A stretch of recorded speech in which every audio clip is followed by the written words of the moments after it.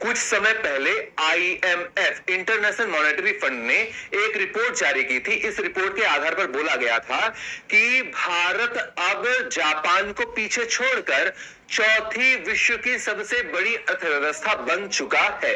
और हाल ही पर हमारे जो नीति आयोग के सीईओ हैं, जिनका नाम है बीवीआर सुब्रमण्यम, और इन्होंने हाल ही पर इसको ऑफिशियल भी बोल दिया है। बीवीआर सुब्रमण्यम जो कि नीति आयोग के सीईओ, चीफ एग्जीक्यूटिव ऑफिसर, मुख्य कार्यकारी अधिकारी हैं, इन्होंने आधिकारिक तौर पर बोल भी दिया है कि भारत जिसकी अर्थव्यवस्था, जिसकी जीडीपी 4.187 ट्रिलियन डॉलर की है, उसने जापान जिसकी अर्थव्यवस्था 4.186 ट्रिलियन डॉलर है।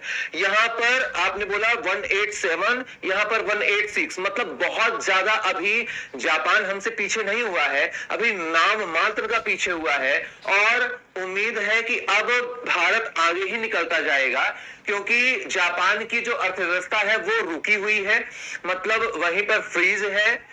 इसके अलावा जापान में जो काम करने वाला वर्ग है वो उनकी जो उम्र है वो भी स्थिर है ना, मतलब बहुत ज्यादा यूथ यहाँ पर काम करने वाले नहीं है जापान के अंदर। इसके अलावा जापान की जो डेमोग्राफी है, अर्थात यहाँ की जो लोकेशन है, यहाँ की जो स्थानीय भूगोल संरचना है, वो भी इसको बहुत ज्यादा विकास करने के लिए प्रोत्साहित नहीं कर रही है ना, क्योंकि लगातार आपको कभी सुनामी, कभी ज्वालामुखी, कभी भूकंप जापान के अंदर देखने के लिए मिल जाते हैं।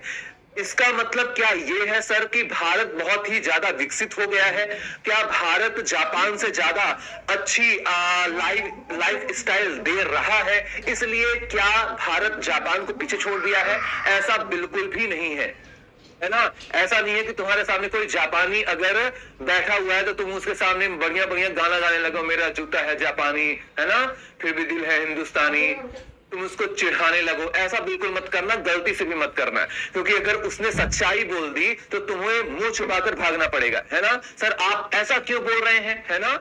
देखिए, अगर आप यहाँ पर पूरे विश्व की बात, पूरे देश की बात कर रहे हैं, तब हम जापान से थोड़ा नाम मात्र का आगे निकले हैं। जापान 4.186 ट्रिलियन डॉलर पे है और भारत 4.187 ट्रिलियन डॉलर पर है, राइट। लेकिन अगर भारत की जनसंख्या की आप बात करते हैं तो भारत की जनसंख्या हो जाती है 143 करोड़ के आसपास, जबकि अगर हम जापान की जनसंख्या की बात करते हैं तो यहां लगभग 12 करोड़ के आसपास, आप रफली 13 करोड़ मान सकते हैं, 13 करोड़ लोग बस रहते हैं। कितने? सिर्फ 13 करोड़, और यहां पर 143 करोड़। तो यहां पर 13 करोड़ लोगों के बीच ये वाला पैसा डिवाइड होगा, जबकि भारत में 143 करोड़ लोगों के बीच इतना पैसा डिवाइड होगा। अब आप समझ रहे हैं अंतर कितना है।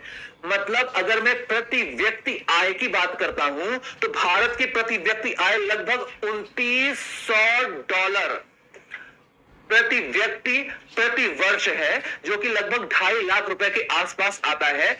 मतलब भारत का हर एक व्यक्ति लगभग 20-21 हजार रुपए कमा रहा है, औसतन की मैं बात कर रहा हूं, है ना।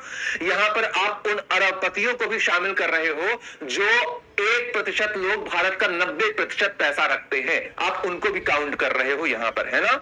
कुल मिलाकर भारत में लगभग 20,000 रुपए से 25,000 रुपए प्रति वर्ष प्रति व्यक्ति की आय होती है, ठीक है। लेकिन अगर यही आप जापान की बात करते हैं तो जापान में लगभग आपको $34,000 प्रति साल प्रति व्यक्ति आय मिलेगी। मतलब भारत का लगभग 12 गुना ये आपको देखने को मिलेगा, 12 टाइम ये आपको देखने के लिए मिलेगा। तो ये आप समझ सकते हैं कितना बड़ा अंतर हो जाता है।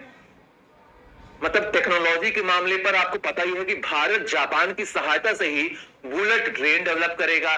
भारत चंद्रयान 5, मतलब जिसमें भारत ने सोचा है कि हम इंसान को भी पहुंचा सकते हैं चंद्रमा के अंदर, तो वो भी हम जापान की सहायता से ही करेंगे, है ना। इसके अलावा इतनी ज्यादा खतरनाक अधोसंरचना पर विकसित है जापान की बार बार आपको भूकंप सुनाई देते हैं, सुनामी सुनाई देती है। यहाँ पर 2 इसके बहुत ही ज्यादा अच्छे शहर जो टॉप सिटीज कहे जाते थे, है ना, जैसे हिरोशिमा नागासाकी, यहाँ पर परमाणु बम गिर चुका है, उसके बावजूद यह वर्तमान में 5वीं विश्व की सबसे बड़ी अर्थव्यवस्था है। तो अपने आप में एक रिमार्केबल, बहुत ही सराहनीय काम हो जाता है।